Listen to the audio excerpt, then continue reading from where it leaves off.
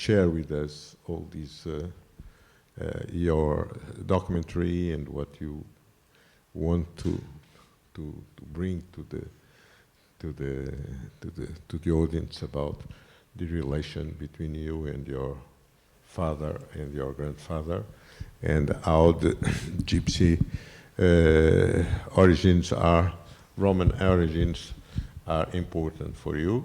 And I would like you to say something about that. Maybe you, Michael, or Dolores. Go.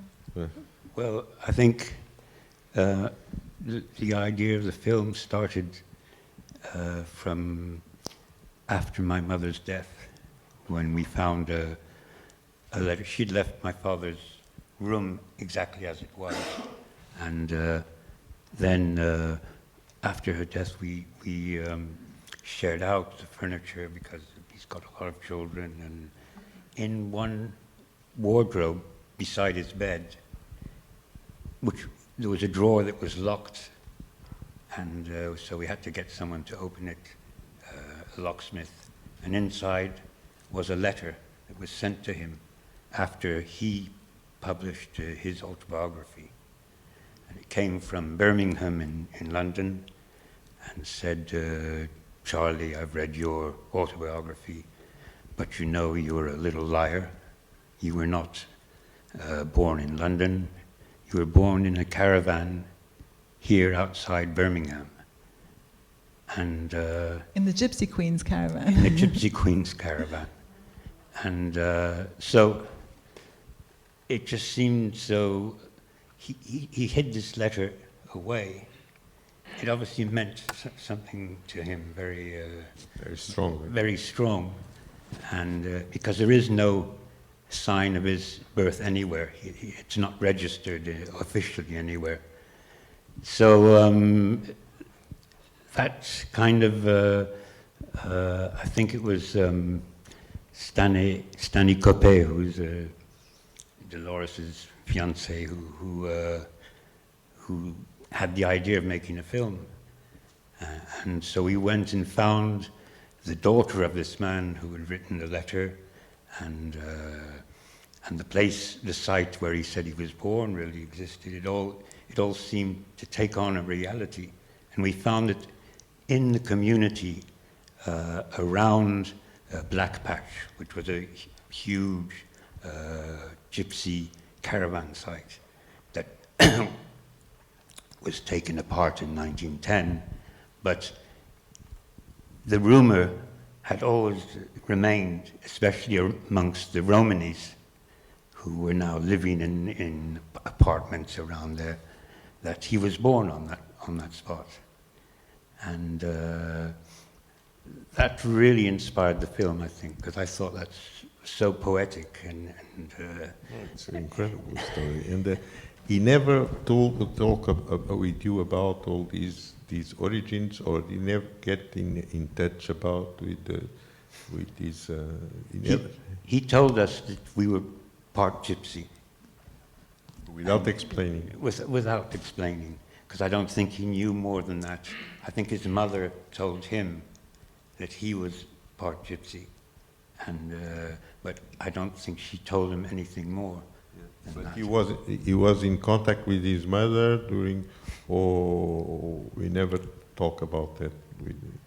His mother told him when she was a woman who had a lot of problems. She'd suffered a lot, and so she was very secretive about certain things, and I think he always wondered who his father was. Officially, his father was Charles Chaplin Sr., who was a music hall artist as well.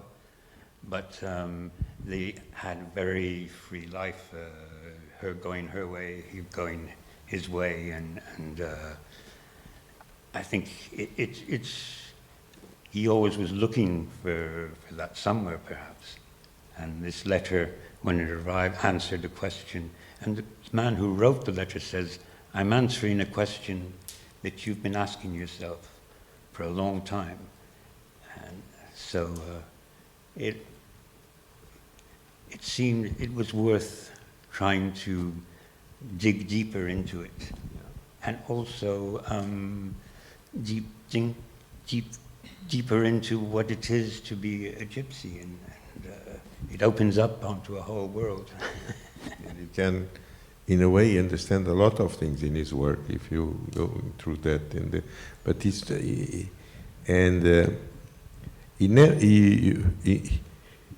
when he refers in this small moment that he's half gypsy, it was something that he was saying all the time, or is something that he wanted to just to avoid or something like that?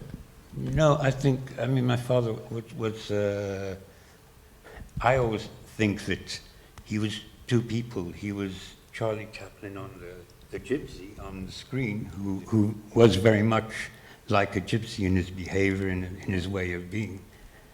And there was him, the famous cinema man, who it was hard to put them together sometimes and see. But I think it meant a lot to him somewhere, that connection with gypsies. Yeah, to keep that letter, it was really something that Yeah. he knew that someone will discover that letter one day. You know, He would tell you something about being 1/5. What was it when he'd share out the 1/16? Yes, he said that he was 1/8 gypsy. But I don't know from half gypsy now. how he calculated, and he said half gypsy. I think, and there, that little clip where he says I'm half gypsy was when he arrived in England, and was told that he couldn't go back to America, and because of his politics and position. yes, so he was on the defensive. Yes. And it seems that he went to his gypsy background when he was under attack, or when he was... He also said it several times, but the press never really caught on to it, as if it was something people didn't want to advertise. Because there are several clippings that we found of him saying that he's part gypsy, or that he has gypsy instincts, or that, but there's never any articles said on it in those days. They just brush it off like, okay, let's ignore it. And also, he was told, his mother told him that he was part gypsy, but he didn't know on his father's side he was very possibly part gypsy as well, which David Robinson, his autobiographer, doesn't think he was part gypsy on his mother's side, but thinks he was on his father's side. So he was possibly on both sides. But we'll never know a proof of any of this, but it's interesting. That he definitely had some Romany in him, but we're not sure if it was on both sides or just one. And the documentary is exploring this. We're not trying to prove, but we just explore and show. Obviously, he has some Romany roots, and to explore this in his work through different artists. And you met from around this, this region, and around these you met the father of you met the daughter of the man who wrote the letter. And you find other people that had any remembrance of Charles Chaplin at that period or something, or. Michael went on Black Patch. Yeah, there was always a rumor that he was born there. But beyond that, people have tried to do some research. But with gypsies it's very hard because they don't register, officially their birth. He wasn't registered. And so it's a very tortuous path to try and follow. We're still working on the documentation. Now. You are still doing that. Yes, we're still doing that. The research is still going on, and we're looking. We found various things and paths and links, but yeah. So, but what, as we say, we're going to explore all this and show these things, but we're not like as a proof. I don't think we can ever prove something where he was born exactly, because I think MI5 tried. During when the witch hunt, the English asked, or the Americans asked the English to look for his birth certificate, and it was found nowhere. So I don't think we're going to find it either. And you feel now that these origins, Rom origins, you feel somewhere that... I understand a lot about her upbringing now. Michael has always had, he's always Been loved very bohemian. being with gypsies and having, friends with gypsies, and the fascination for that culture. And if you put my father in a caravan and never put him in a house again, he'd be very, very happy. But we refused to.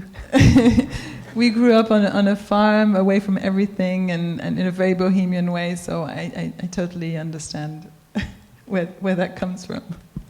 I really became interested when I was, I think I was lying on a rooftop in Essaouira in Morocco, and I chanced on a Spanish station from Andalusia and heard this gypsy singing, and the music so moved me that that started a real love for that music.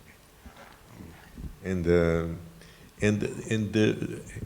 it's the rest of the family feels the same, or they are completely absent of these your search and things like that. It's a mixed bag. Yeah. Some of Because them, it's a large family, you know. Large. You have how many sisters and daughters? Yeah. Well, we're eight Eight, from my yes. father, and two brothers from an earlier wife, and so, but yes, it's been very,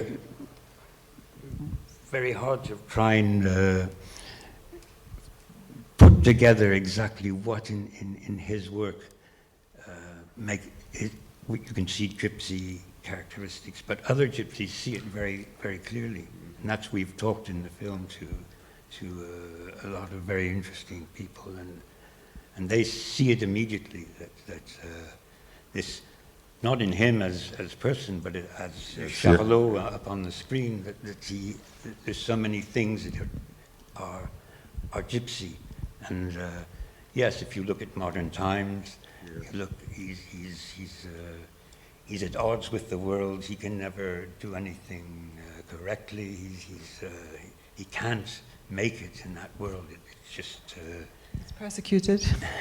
I think for his work, he really, took a lot of things of his, origins, because, this person of, that we see today, that we see in the other one, that someone that lives alone, that not only living alone, but always being persecuted by authorities and things like that. I think all these... Always on the road. On the always road, on the road. always Yeah. on the At road. the end, always goes off on the road again. Yes. Yeah. And I think that something that now we can understand things that in other point of view, and that it's, I think this research you are doing, I think it's very important for you, most of all.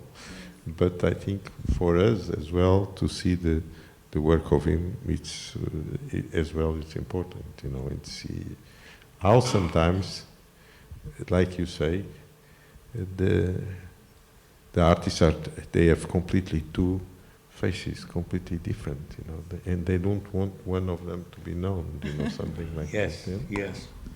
But he created this figure on the screen. Yes. And I read one critic saying he was always faithful to that figure. He would never do something just because it was funny if it didn't fit that person. And in his own behavior too, he very quickly got his own studios. And Was completely independent. Independent. Artist was Yes. and if he didn't feel something, he wouldn't do it. He would go away, disappear for weeks sometimes. And I read exactly the same thing about Django Reinhardt, Yes. who the Yes, gypsy guitarist. He could never, they always said, well, can we put you on the affiche? And he said, you can put me on, but Doesn't mean I'm going to come. I have to feel it first. And he died, you knew him personally well? Both of us were very young when he died. Yeah, very young. He was very old. So we knew, yeah, we didn't have long conversations together or anything. Yeah. Hi, good afternoon. I'm actually quite emotional that I'm in the same room with Charlie Chaplin's descendants. So thank you for being here and sharing your stories. I was thinking, isn't there a road in London that actually says this is where Charlie Chaplin was born? Yeah, because you were saying, and I was thinking, well, maybe he was. If I'm not, he was born in extreme poverty, wasn't he? So I thought maybe, because I had heard he wasn't registered, so I thought maybe that was because he was born in extreme poverty. Maybe that's why he wasn't registered. But it's fascinating. That just gives it a whole new meaning. But anyway, my two questions, very quick, were: A, what is the date, if you know more or less, or if you remember, of the letter? In relation to, I can't remember the date of the autobiography, in relation to Charlie Chaplin's death. As in, well, A, because it's interesting to know for how long he kept it hidden from everyone, and also if it was close to his death, maybe that's why he didn't pursue it, or maybe he did pursue it because it, I don't know, maybe he had time before and he just chose not to. And and the second question is, you said you found many clips, not just this one we saw, where he says about his gypsy roots. I was wondering if any of them is prior to, if you know, to the autobiography as well, because I've read it a long time ago. And Prior to what? To his autobiography, because I've read it a long time ago, but if I'm not mistaken, he doesn't mention it there. Does he mention it? He does? Okay, I'm sorry. It was a long time ago. So it was just about the year of the letter and why you think he kept it as well. Thank you. Well, the letter was there's no date on the actual letter, but obviously it was after he published his autobiography, because he makes reference to the biography in it. So, and the biography came out in, I think it's around 67, yes. Yeah, late 60s. So it would be after that, and he died in 77. So for 10 years, I don't know. Yeah, it's a wonderful, fascinating mystery. Thank you. But his mother told him that he was part gypsy when he was 36, and Charlie was 36, and his mother she had mental illness, and it was a couple years before she died. So prior to that, he didn't mention it, and I don't have all recollection that every time he mentioned it, but there's an article of a friend of his who was Romanian called Bercovici, and he says that Charlie said that he understood so much about himself when he found out that he was gypsy, and understood things about his mother and his grandmother, who was Hannah, who's his mother. His mother was the one who was part gypsy. And in his autobiography, he says that his grandmother was part gypsy, and it was something, a skeleton in the closet, because it was something that in those days you would never reveal, because if you could be sent to Australia or jailed or so if you were part gypsy. But his mother was in the music hall, which is a place where the morals were very loose. So, but still, you wouldn't say that you were part gypsy. Thank you. There is another one there.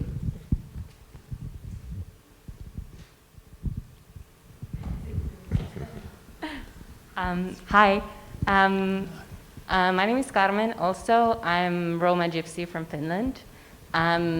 It's been very interesting and surprising to hear about this film project.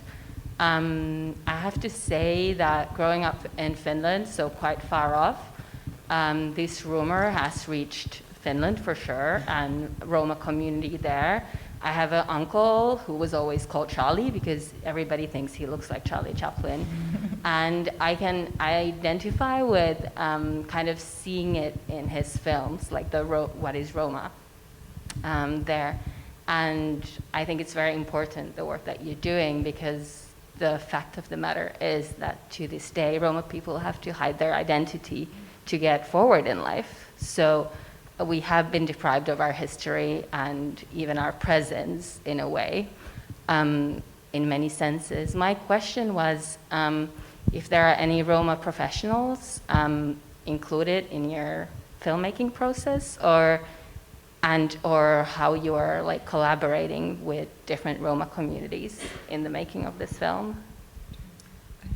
We're in England, we're collaborating with Damien Lebas, who is a writer, and he's interesting because he's English Romani, and he was accepted at Oxford, and he didn't tell his family because he knew that he was going to be it wasn't something that was very well accepted. And when he was in Oxford, he read all he could about Romani, and he realized that there was no Romani books. All the books about Romani were written by scholars and people who were not Gypsy Romani. So he wrote a book himself, and we're collaborating with him to have, because it's easy for Charlie, he had a very romantic view of what it meant to be a Gypsy, because for him, he had risen above society, he was in a very comfortable place. And when you're an artist, it's easier to say that you're a Gypsy. If you're trying to find work as a doctor, it would have been much more difficult. So we want to have a balance between the romantic view that you can have of being a Gypsy and what can be seen as as unreal. And also I feel that there are not that many films made, so it's a difficult balance, because I think there'll always be some Roma or Gypsies who will say, oh, that's not quite right. So it's an interesting balance that we're having, and we're collaborating with other Roma as well. A question to Michael. Can you recount a couple of most memorable exchanges with your father that you had in your life? Well, yes. Well, I suppose the moment I was closest to him was when he put me in one of his films. What film? A King in New York, and it was quite a big part of the part, and he helped me out, and we worked together, and because I always had a very difficult relationship with my father, but during that time he needed me, and what was your age at that time in the kingdom? I was 10 years old, I think. Yes, yeah. So that was really a wonderful experience. I mean, like working with your father. If your father's a fisherman, you go out on the boat and you participate in it. So it was a new experience for me, and one I cherish. But otherwise, we had some very difficult moments too. So.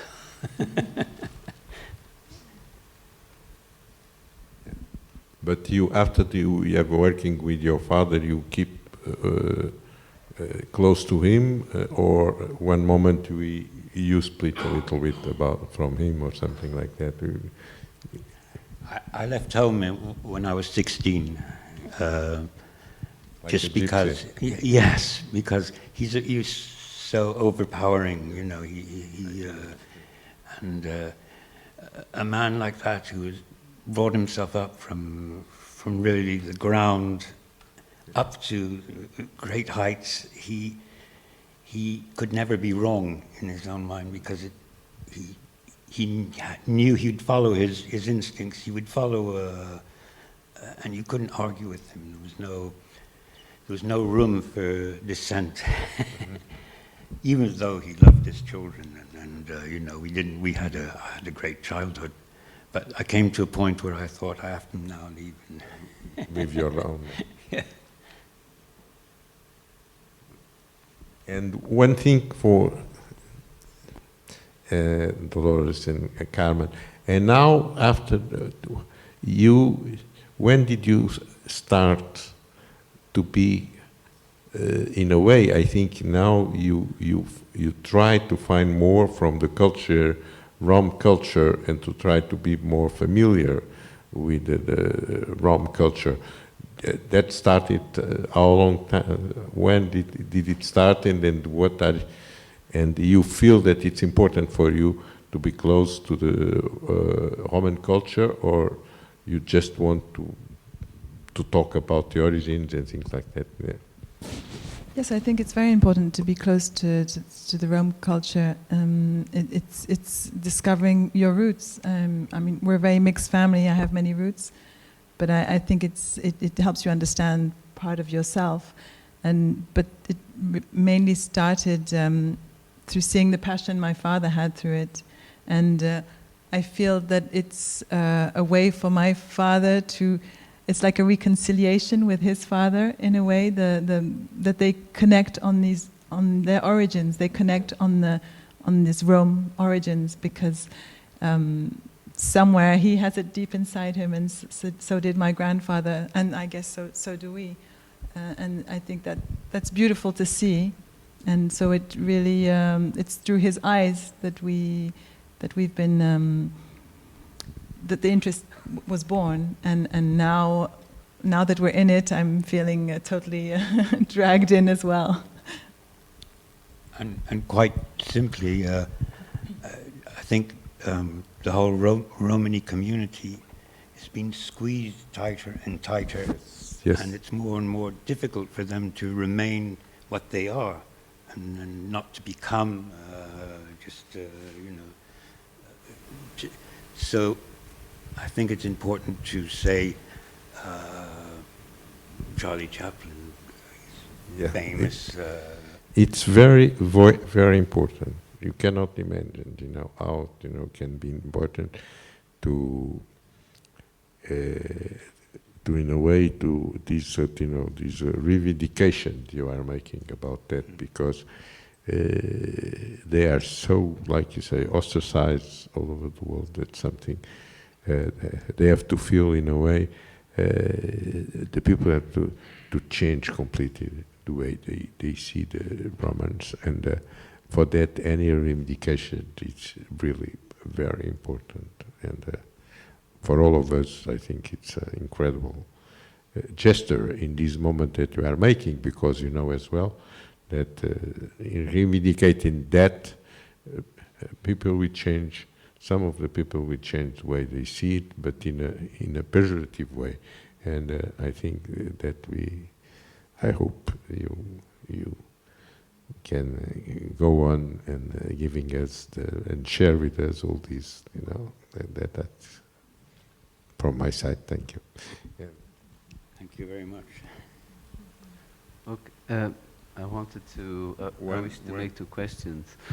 I still haven't understood if Charlie Chaplin knew his own father. And the other question is, I read some time ago something about his possible Jewish ancestry, but maybe there was a confusion between Jewish and Gypsy ancestry. But something was written about it also. Hannah Arendt, I don't know. The great philosopher, yes. French-German philosopher who was Jewish. She wrote an essay saying about, it's called 4 Jewish Pariahs. And in it there's a very famous Yiddish poet. Unfortunately, I don't remember his name. There's one article about him, and then another about an actor, a theater actor who was Jewish, part of the Yiddish community, and then Franz Kafka, and then my father. And at the end, so I managed to get hold of that. And at the end of what she writes about my father, which is very interesting, she writes underneath a sort of addition to say, since writing this article, I've learned that Charlie Chaplin is not Jewish, but in fact Gypsy. And but she says it matches together the Gypsy and the Jewish pariah who hangs around the ghetto, living on his wits, and she said there's such similarities that I'm going to leave it in. So there was always that confusion, though, that he was Jewish because of the great dictator, which of course was I think one of the earliest films to talk about the menace the Jewish community were in Europe at that time, and so he never wanted to say that he wasn't Jewish. When he had visitors, I remember as children from Russia, from the Jewish community, and he would never say, no, I'm not Jewish. But I asked him once, because I had a friend at school who would say to me, he said, but you're Jewish, why are you hiding you're Jewish? It's nothing to be ashamed of. And so I went home and I asked my father, I said, but are we Jewish? And he said, no, we're not Jewish. But when someone asks me if I'm Jewish, I never say no, because I don't want to look to be afraid of that. Afraid of that. Yeah. But there's no evidence really that well, with regard to his father Charles Chaplin Sr., he had a very, I mean, the people who worked in music hall at that time, in the late 1800s and early 1900s, they had very loose way of life, and a lot of in the music hall, a lot of the actresses go to the bar afterwards and go away with the, you know, they just to make extra money, go away with a gentleman. So it's but the father acknowledged she had another child who was not his, who we know was not his, but he gave him his name. So with regard to my father, we don't really know if he was also the real son of Charles Chaplin Sr. or not, just because of the way of life that they had at that time. But when he was born, the father was way up in the north of England, and the mother was sick in London. So it was not. He never had a strong family unit. It was. But still, I think but his he mother was his the main. father. Charles Chaplin, the musical artist, was. I mean, for all that we know, he was his father. It's just that 9 months after Charlie was born, they were not together again, and then Charlie lived with him when his mother was she was sick and she was in a mental institution.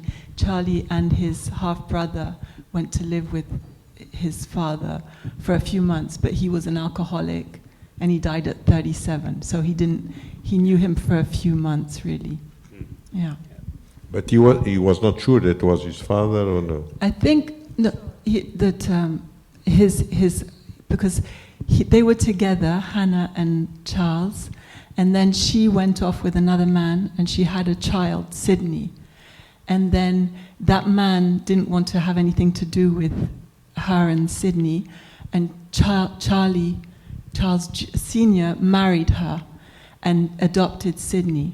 And then she got pregnant with Charlie, and they had Charlie. 9 months later, they weren't together.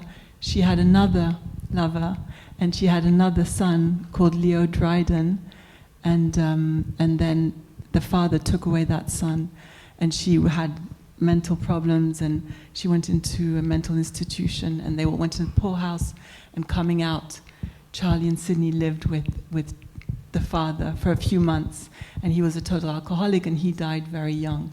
So I think he was his father, but obviously, yeah. Last question. There, yeah. Good evening. I would like to ask Michael Chaplin if there is a short message that you would like to leave to your father if you knew that he would be watching us. A very short message that you would like to still communicate to your father, if you please. Well, there's so much I wish I could have said to him, but I think in making this film, I'm paying back a debt.